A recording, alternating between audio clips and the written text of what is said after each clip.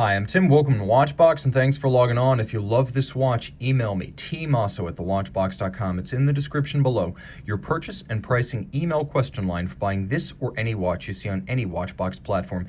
Email me directly for pricing, tmosso at thewatchbox.com. Today, we are discussing a 2012 model year Panerai Special Series limited edition of 250 pieces. This is the Radiomir GMT 10-day PAM00497 Oro Rosso. Red gold, not pink, not rose. This is 5N red gold. So if you ever need a visual reference for what red gold looks like, it is this. An ultra luxe complication from Panerai, taking the form of a 45mm wire lug Radiomir case, reminiscent of the 1930s and early 1940s Panerai combat reference 3646. It's 16.5 millimeters thick, 54 millimeters lug-to-lug without the strap, and then the strap spacing, as I measure it, it is a 27 millimeter strap.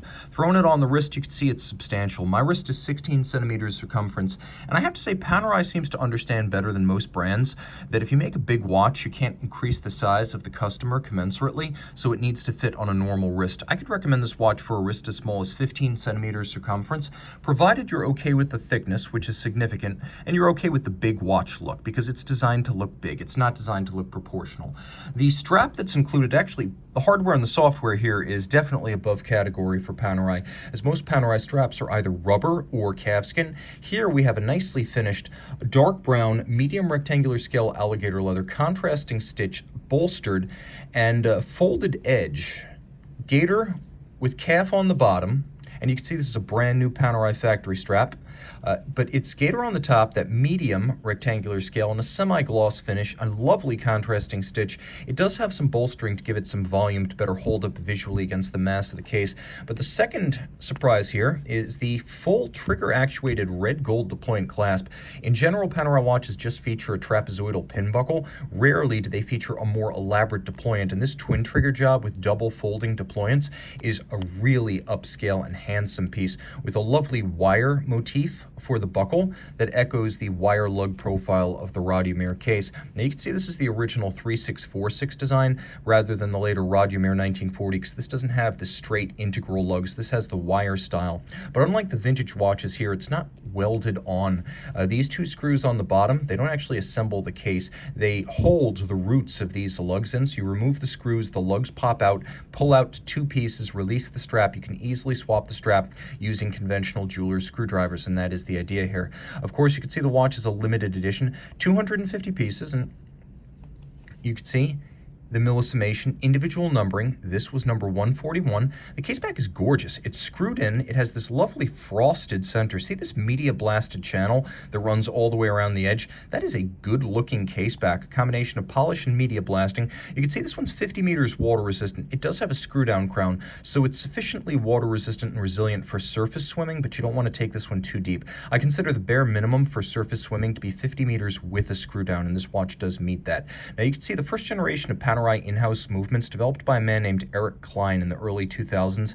They were all over-engineered. Panerai wanted to shoot for the moon in its first family of automatic calibers, and though this watch came out in 2012, it features one of those early P2003 movements. So 3 mainspring barrels, automatic winding, 10-day power reserve.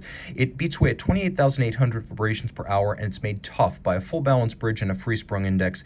It pivots on 25 joules, and you can see it's designed to read as a 3/4 bridge underneath the winding rotor, and the satination along with that 3/4 style architecture is designed to evoke the Angelus SF240 Panerai movements of the 1950s and 60s.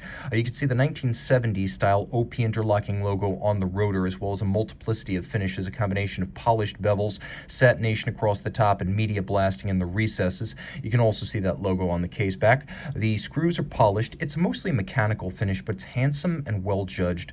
Now, in talking about the movement, you need to talk about some of the features on the dial side, because the watch features not just stop seconds, but watch the seconds. It features a 0 reset seconds system, so you're more easily able to set the watch against a reference time using that 0 reset system. Now, there are 2 time zones. You can see that there's an AM PM indicator. See that little stub indicator underneath my finger? Well, right now it's in the AM half of its travel. There's also a PM half. So you know, for example, whether you're looking at 4 AM or 4 PM. Well, you can see it's on the AM side, so you're looking at 4 AM. Now, you don't always always need a travel time hand, which is why Panerai gives you the option to hide it when you do not require it and clean up the dial. You can see that that hand is also capable of moving independently as the watch otherwise continues to tick and keep time, and I can drive the date forward or backwards depending on whether I'm traveling east or west across the international date line.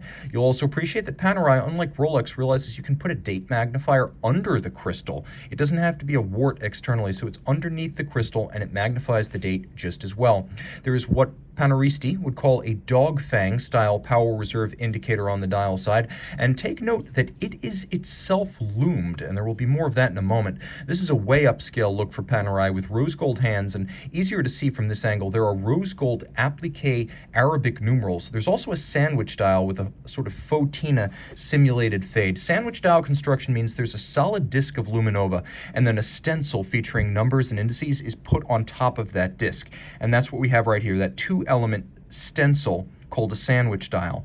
You can also see that the dial base is a sort of tobacco brown, which is a lovely complementary tone matching the red gold of the case, and it is truly a special watch in every regard. Handsome, rare, finely finished, and I must say probably the Panerai for the Paneristo who has everything and needs something that would not conventionally be in a canonical collection. This is that extra watch that brings complication and richness to your collection of tool watches. Alternatively, if you're not the Panerai type, you want one that doesn't look like all the rest, you don't want a utilitarian sports watch, you want something that's closer to high horology, this might be the Panerai watch for the guy who doesn't do Panerai. Both are equally viable scenarios. Reach out to Tim Mosso at thewatchbox.com for purchase and pricing details.